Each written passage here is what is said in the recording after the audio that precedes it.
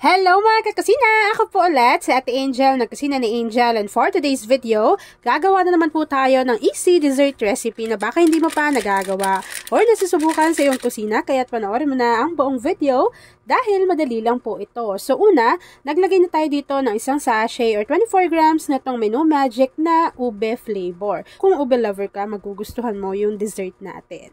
After adding ng ating ube jelly powder, tutunawin lang po muna natin ito sa 3 cups of water, and take note na hindi pa po nakabukas yung apoy sa ating kalan.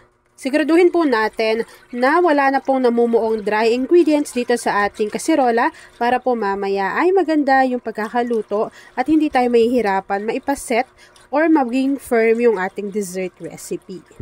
Alam niyo ba itong si Menu na ube flavor, sobrang isa to sa pinaka-paborito kong flavor nila. Sobrang bango and sobrang sarap. After mixing, kakailanganin na rin po natin dito ng 1 can or 380 grams netong evaporated milk. At syempre, maglalagay tayo dyan ng 1 can or 380 grams netong Marie Condensada. Maglalagay rin ako dito ng half teaspoon ng vanilla essence or vanilla extract. Meron ako nabiling ganito. Sa palengke meron nito, mabibili ninyo. So, ito po ay ube halaya. Kung meron kayo ibang ube halaya dyan, better naman. Ako, ito lang yung nahanap ko. Tapos, hihiwain ko lang to ng maliliit. Tapos, ilalagay ko yan dyan sa ating mixture.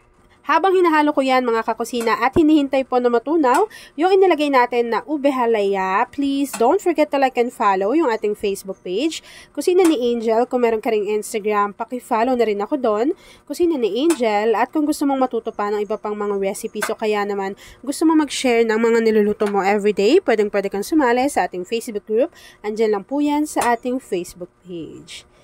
Kung isa ka din pala sa dessert lover at ube lover, say hi Angel sa ating comment box section at ilagay mo na kung taga saan ka nanonood at kung anong ube dessert recipe ang natikman mo na pwede mong i-share sa akin. Malay mo, gawin ko rin yan at nang matikman na natin. At ayun na nga mga kakusina, kapag kumukulo na po yung ating ube mixture, pwede na po natin i-off yung apoy sa ating kalan at ready na po tayo sa pag-assemble ng ating dessert recipe. Sa pag-assemble ng ating recipe, kakailanganin po natin dito ng microwavable tub. Yung gagamitin ko po ay tig 750 ml. Sa paggawa ng dessert natin, dapat po mabilis yung pagkilos dahil po mabilis din mag-set or mag-firm yung ating recipe. Kung paano ko gagawin tong una, ganun lang din yung gagawin ninyo sa iba pa. So, naglagay lang tayo dyan ng 2 peraso muna na graham crackers. Nagsalin tayo dyan ng konting mixture, tapos po, lagyan lang din natin ito ulit ng graham crackers. Nasa sa inyo kung gusto ninyong lagyan ng keso, yung pinaka-mixture ninyo. Pero ako sa ibabaw na lang ako maglalagay ng keso. Maglalagay tayo dyan ng mixture.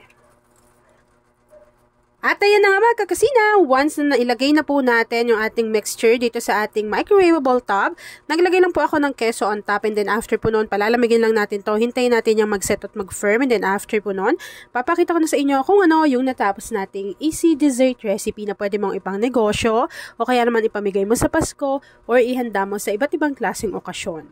At ayun na nga mga kakusina, once na nag-set na or lumamig na yung ating dessert recipe, pwede na po natin yang i-enjoy. At ayun na nga mga kakusina, tapos na po ang ating easy dessert recipe na ube halaya graham ref cake. Kung nagustuhan mo yung ating video, please like and share this video. At kung hindi ka pa nakakapag-subscribe sa aking YouTube channel na Kusina ni Angel, please click subscribe button, click mo na yung notification bell, click all para lagi kang updated sa bawat ina-upload kong mga videos.